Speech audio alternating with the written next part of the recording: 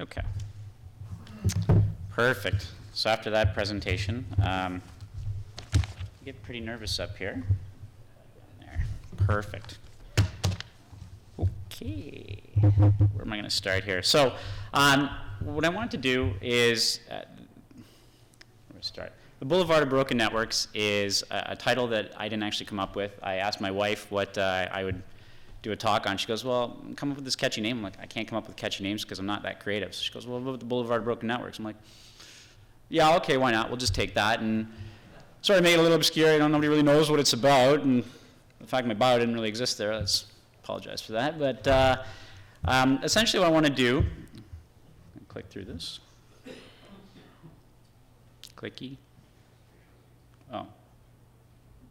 You think I know how to use one of these. All right, so I just want to go through the agenda real quick. So I'm going to go through some introductions, talk about different networks that we have, the findings specifically at TorIX, and what you can do to maybe clean up your act. And a lot of people may not necessarily know what is going on within their network. Now, one thing to keep in mind is that while I sort of look at them as problems, they're not maybe problems, but nuisances. So who am I? So as Matt mentioned, my current employer is Cisco Systems. I'm an SC on the enterprise side of the organization. I've been helping out TorIX for 14 years now, I guess it is, and love every moment of it. For those that know me, I'm very much a stickler when it comes to interface configurations or network configs or whatever it might be. Now, I'll also confess that I'm also a PowerPoint rule breaker. So there's about 40 slides. Now, if you want to copy this presentation afterwards, just drop me an email. I didn't get a chance to get it onto the USB sticks in time. But I'd be more than happy to share this. So why this presentation? A lot of it was to bring awareness to people. Bring out the little things that people may not know, may not realize are there. When we initially had the conversation of, what are we going to put together for the program committee, or as part of the program committee this year, I thought, it'd be good to have a conversation about, a lot of business owners start off with small ISPs, medium ISPs, and move on, and they end up focusing more on the business side and maybe not so much on the technical side anymore. That becomes a problem. You end up hiring people, to take over some of the network components, but they might assume the network's already running a certain way or whatever it might be. Some of the folks that still do the technical side may not be dedicating as much time as they used to be able to, and things start slipping through the cracks. Now, for anybody who doesn't know this is Fry from Futurama, and sometimes at home, I totally feel like this, right? Not sure if my network's under maintenance or my PS3 is broken. So a lot of users probably get this feeling at home. Even some operators get this feeling at home. But this is where the awareness comes in, because even though some things are not problems today, they could mutilate into other things. I love that word, mutilation. So what are we going to talk about? The first thing is inconsistencies. So I'm going to ask the crowd if anybody has noticed any inconsistency so far in my presentation. And this is exactly why I'm here. So, did I hear an answer? This slide does not have a picture. No, that is not the inconsistency. Although you are, well, I don't know, it's got a logo at the bottom. That's not actually the inconsistency. If you look at the top of it there, this one said introduction. This one said introductions. And the previous two, right? It's the small things, right? Nobody ever notices the small things. It really pisses me off. Well, how about we start with how we actually see all this stuff? Does anybody want to take a guess? Well, we call in for backup. You know what? Those guys already have it down, right? So it shouldn't be a problem. But for the folks that are actually worried, don't worry. We don't actually sniff your traffic because we don't really care what's on there. So, but in all seriousness, we are in the middle of the action, and we've got a lot of attention to detail. When people run into problems and they call in, we'll call it the Delta team. It's quite interesting. Problems do happen. So, make sure I'm not missing anything here. Ah, yes, okay. Simple tools. These are tools that everybody has. It's whether or not they actually use them in their network that's maybe a little bit different. Small networks are generally a little bit more nimble when it comes to putting things in place or changing whatever it might be. Larger networks, not so much, or you got to go through change controls, which can and cannot be acceptable depending. So we'll talk about our first one, Snoop Dogg. So Snoop Dogg is actually a system that we have. It's a Linux box that we have hooked up to the Exchange. At times, we have to span ports to be able to figure out, if the peer is running into some problems, what's actually going on in the wire. We also use it as, it is a Linux box, so we just use it for a lot of the tools. I'm more of a FreeBSD guy for anybody that's a FreeBSD fan, but anything compiles on Linux. You can write it in 30 different languages and this thing just works. TCP dump, so when we do our capturing, we also want to do a bunch of post-processing, right? So it's easier to capture the traffic as it comes in, work with the peer, send the captures to the peer. Sometimes we end up working with the peer's vendors or even our own vendor to be able to diagnose whatever the problem is. Sometimes you'd think that a layer 2 exchange is easy. It's unreal, the problems you can run into. Then we got Perl. I personally love Perl. A lot of people don't like Perl. It's always a discussion, Perl versus Python, whatever. But we use it for a lot of post-processing. So if there's a lot of data that we collect, let me rephrase that. We don't actually collect the data. We don't keep the data. We'll just say it that way. We use the data to figure out where the problems are and to get a lot of the statistics and some of the numbers that we have in here. We don't really automate, our TCP dump stuff. We do for certain peers if there's something we're trying to catch. We do, because we're in the middle of the action. It's a war zone, right? So we have to keep track of a lot of different things.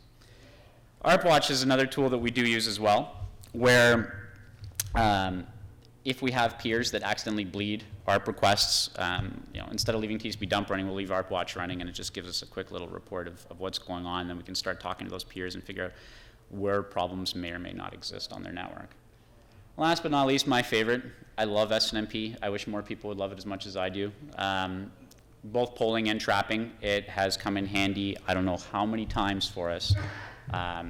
We do keep statistics for SNMP, so when I say we don't collect info, that is the only info we actually do collect and store on our systems. Types of networks. So I'm going to take a couple minutes here and just briefly talk about the different types of networks that are clearly not those ones that connect to us, because if it were, somebody help me. We have about 7 different networks. So the first one, when I was talking about we're in the middle of the action, we're literally in the middle of the action, right? All the peers connect to us. It's a big layer 2 domain, a lot of peers, routers, switches, you name it, and throw it all in, right? It's like everything in the kitchen sink.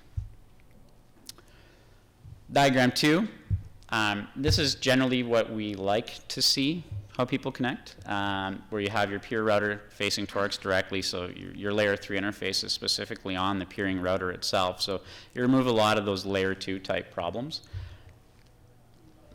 We also have this diagram here, which, you go to a restaurant, they have like the popular items on the menu. This is sort of the popular network that connects to us.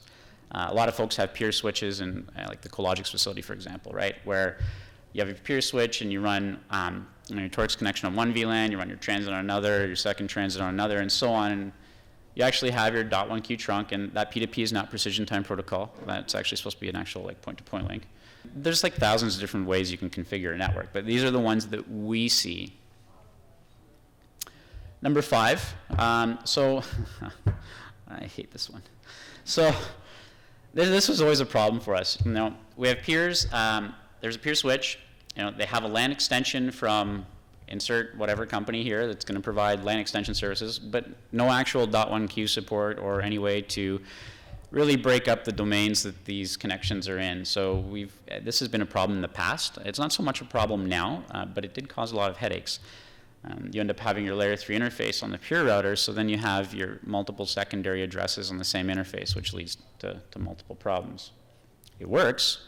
Again, it's not, when I talk about problems, it's not, is it affecting somebody? Not really. I mean, it's not going to cause you to have a complete network meltdown or anything like that, but maybe it will at some point. Number 6, the provider du jour. We have a lot of European peers that have MPLS or VPLS type connectivity that come in through whoever, Tata or TINet or anybody providing those types of services. Now that is becoming more and more popular, even locally in Canada as well, as layer 2 services are a little bit more cost effective than layer 3 services. So this has actually worked out really well for a number of people. It's actually helped us get a lot of peers this way. And same as the previous diagram as well, except now we've got a peer switch, so let's throw in some extra layer 2 there, because why not? If you have a network that connects to TorIX that does not look like one of these, I would be very interested to know how you actually connect to the exchange, because we always try to get a good understanding of how our peer networks connect, both from a troubleshooting perspective, and then if they have general questions as well, we can sometimes help them through it.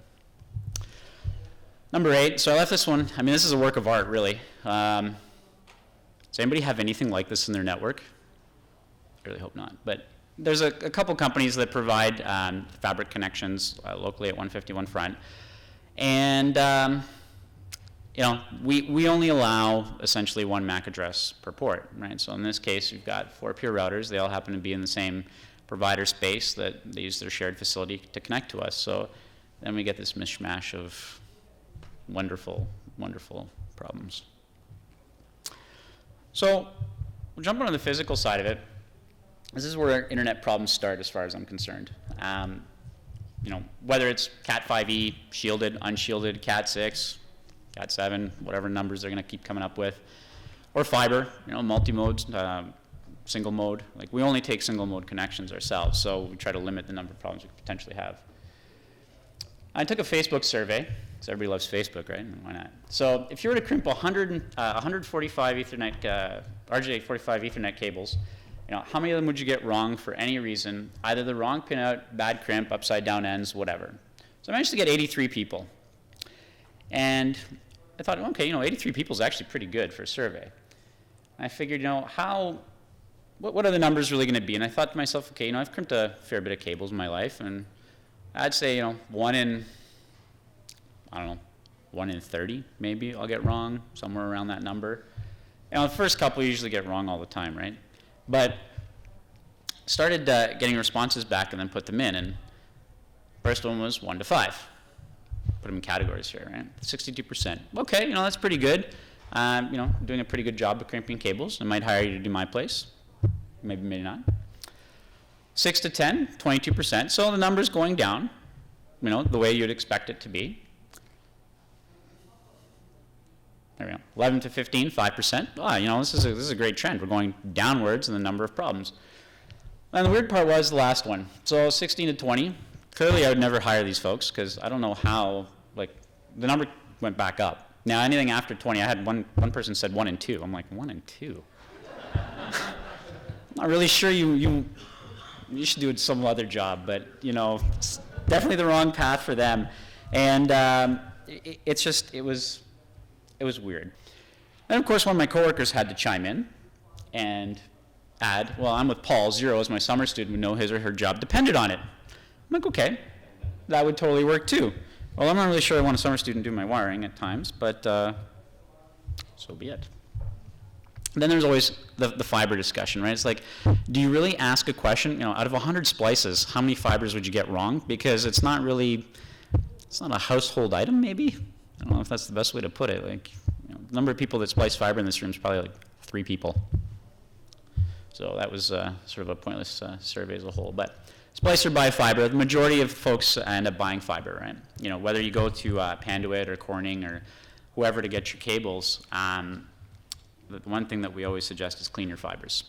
Because even if they come in a bag, doesn't mean that they actually work properly. It could have been damaged in shipping or whatever else. And if you happen to have a scope as well, fantastic. Throw a scope on there and make sure it's okay.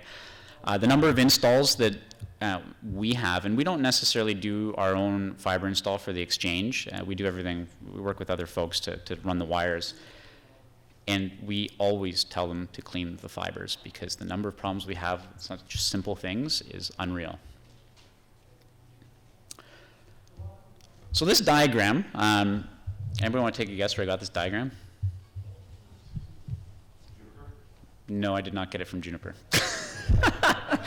No, I decided that it would be a good idea for me to look at the IEEE 802.3 paper. If you ever have problems sleeping, I also suggest reading that because it is horrific. But this is actually a condensed flowchart of essentially the error tree, we'll call it. You know, essentially you get one good frame, right? And there's all these possible errors that go with it, not necessarily with that frame or other frames, but there's definitely more errors than a good way to receive a frame. So thought I'd point this out because now we look at this. This is actually, I cleared the counters and I left a 24-hour snapshot. These are actually ports of our peers. So this kind of raises a concern. You know, there's a lot in broken networks, right? Starting at the physical layer. So, you know, we have, what is that, maybe a dozen folks that have some type of error on their interface. And then we have things like alignment errors, FCS errors, receive errors, and giant symbol errors. But the funny thing is, if I go back to the previous slide, some of them you can line up, and some of them you're like, I don't understand what it is. Yeah, try, the thing that kills me is that I tried for the longest time trying to track this down on how things line up, just to find out that every vendor reports it differently. Every device reports it differently. There's always caveats between the different devices. And sometimes the counters, so in this case symbol errors, might be an addition of, you know, alignments plus receives, subtracting FCS, like it's all over the place. So I'm actually still in the middle of tracking down specifically how this relates to this. So I'm on 2 weeks now, almost at the end, but I will post a follow-up to this. But it's frustrating. But the point here is that things are broken. So, you know, the majority of these honestly would be solved by throwing a scope on there and cleaning the fiber and figuring out what is wrong. We've had issues where a peer will have multiple fiber legs, right? So to get from our switch to where they are in the building or even outside of the building, they may go through, I don't know, 8 different patches, for example. How do you figure out which one of those patches is broken? And everybody knows you open up a smart hands request, well, there goes $500 or whatever it is while these folks figure it out. Plus, if you replace the fiber, because now you're trying to figure out the problem, well, there goes another $500 in parts. Right? So you're at $1,000 to fix a problem that really potentially could have been avoided to begin with. So we'll chat a little bit about ether types and MAC specifically. Now, the reason there's a star beside IPv6 and LACP is that I do not actually have much info on those in this presentation. But one thing to note specifically with LACP, I'm just going to go back to this for a second. We had one peer who had multiple interfaces in a link aggregation group. Well, we didn't, one, notice those errors, shame on us, but we also didn't notice the traffic drop to go with it, because the problem is when you have 3 interfaces and you're trying to load balance, you sort of get this 2-2-1 algorithm going on, which is a bit of a problem. So we never noticed it, but this message had come up like, I don't know, 6,000 times, and lo and behold, you start cleaning the fiber and it actually fixes the rest of the problem. So there were potentially issues the users were experiencing that we just could never really, get to. So quickly go on the ether types. Talk about so IPv4, ARP, MOP, I don't know why people still use MOP, LLDP, and 2 MAC addresses specifically. Now, STP BPDUs, Matt was flagging me down because I'm taking too long. Jesus. So single location. So we have a switch that has 117 peers on it. So for collection point, it's fantastic. Now 14 of them are sending us BPDUs. Why are you sending us BPDUs? You should have your layer 3 interface facing us in a perfect world, but obviously there's switches in the middle, but you shouldn't be really bridging any domains anywhere.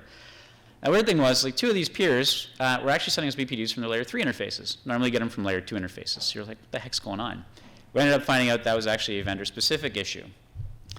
Now, the thing that I hate the most is the fact that BPDUs are CPU processed. So if it were done on the line card, that'd be fantastic, but if we were to get flooded by 172 people with constant BPDUs, our CPU would drive up. So that's where you start putting in things like policers and to protect your network.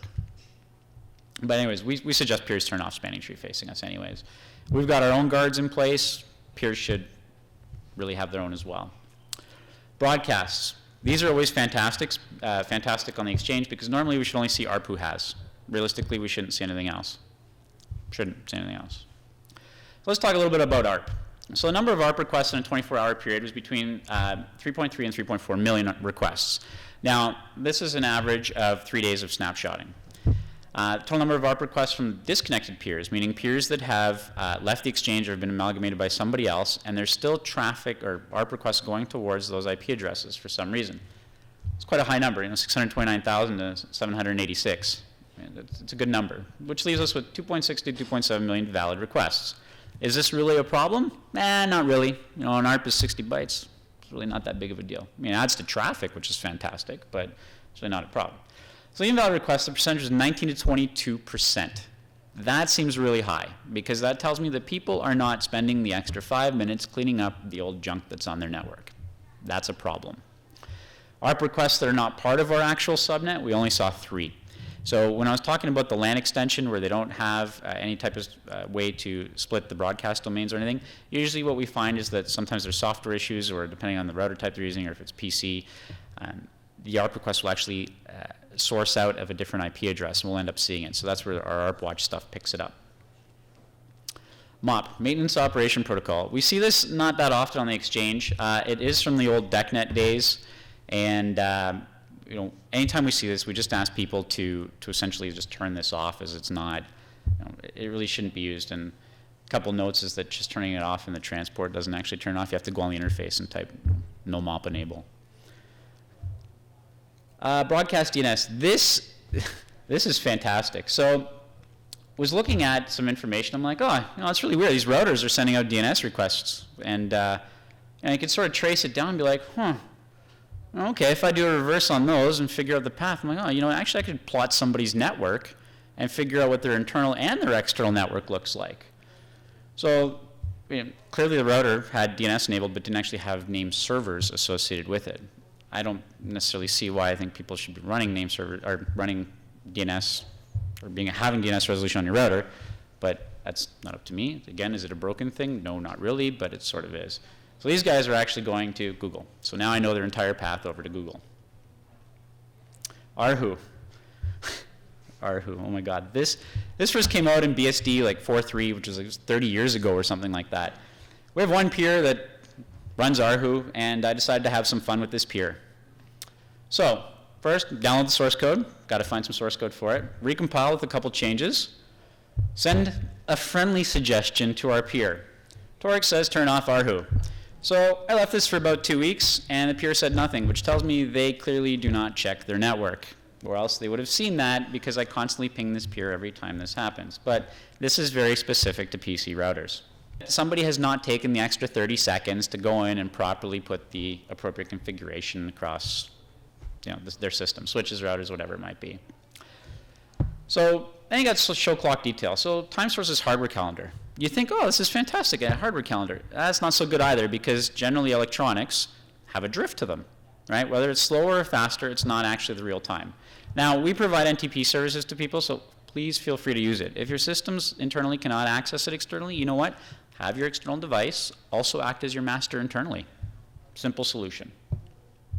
LDP. This is the first time we have had this show up on the exchange about 3 weeks ago.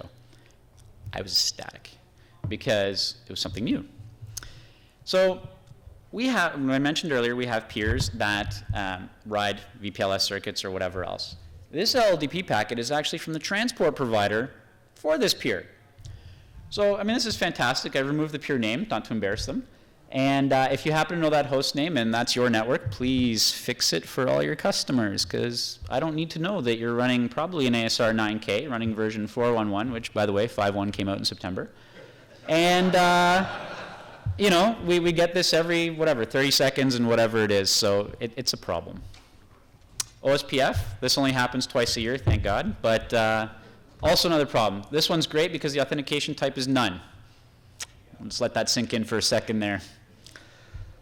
BGP, so this is the last section. Sorry, Matt. That's right. This sort of ties on to yesterday's ION conversation on the internet security stuff, right? Wrong prefixes, wrong route maps, and ignoring your peers. So wrong prefixes. this looks okay, generally speaking. You know, you have your networks, and you know, these are the routes you're sending me, for example, right? So you're AS 54321. You have a couple customers as well. Fantastic.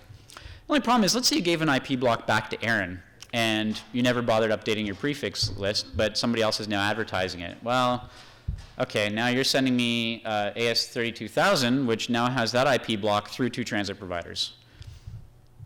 You know, this is common, and this is part of the conversation from yesterday as well, right? People need to ensure that their prefix lists are up to date. That includes your route objects, because nothing pisses me off more than bad route objects. Wrong route maps. I love route maps. These look okay, you know, send me your route and your customer's route. Don't send me your internal routes, right? Clearly you've put the wrong route map on the session. But the best part is when you send me your default. I'm more than happy to take your default because that's cost savings for me, right? I will use it and let you know afterwards. Or you'll find out if you're using SNMP. So this is generally not a problem, but it is a problem because people don't necessarily take the time to set up SNMP. And I love SNMP. I think the amount of stuff you can do with it is astronomical. But if you have this problem in your network, please fix it, or please look for it. At least look for it. That's the first key there. But we do have some peers at TorIX, and if you notice, there's actually 2 lines, 2 straight lines. The first one is right here, and the second one's all the way at the top, telling me that clearly their 95th percentile is whatever the max of this interface is, but I had to blank it out not to completely embarrass this peer. So we're talking about errors earlier, right? Well, errors are available through SNMP. Easy to catch, easy to find in your network. The only problem, back to my whole thing, they don't always line up. Well, you know what? These actually don't line up to those show interface counters that I was showing earlier. So a little bit of legwork, but people need to understand these exist. So things you and your staff should do, and no excuses. There's also a number at the bottom. Now, please have somebody in your organization or yourself spend a day, 1 day, that's all it is, 1 day, 8-hour workday, you know, going through your network, trying to find potential problems. I mean, there's really no excuse. Everybody wants to run a nice network, and I'm not going to buy services from you if it's not a good network. And, you know, if you have any questions, you can always get a hold of me on ICQ with my good old 1429373 number. So I'm willing to answer questions, but, you know, please have somebody clean up your network.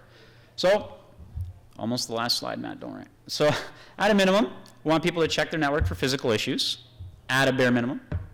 Ensure all your devices are time synced, because we can't help you if we're totally in different worlds of time. Turn off services you don't use, like Arhu and whatever else that you don't particularly use. And also check if all your neighbor sessions are up, because, you know, what's the point in sending stuff out where nobody's going to be there to listen to you, right? And are you monitoring the whole SNMP part of it? Very, very important. So, that is the end of my presentation.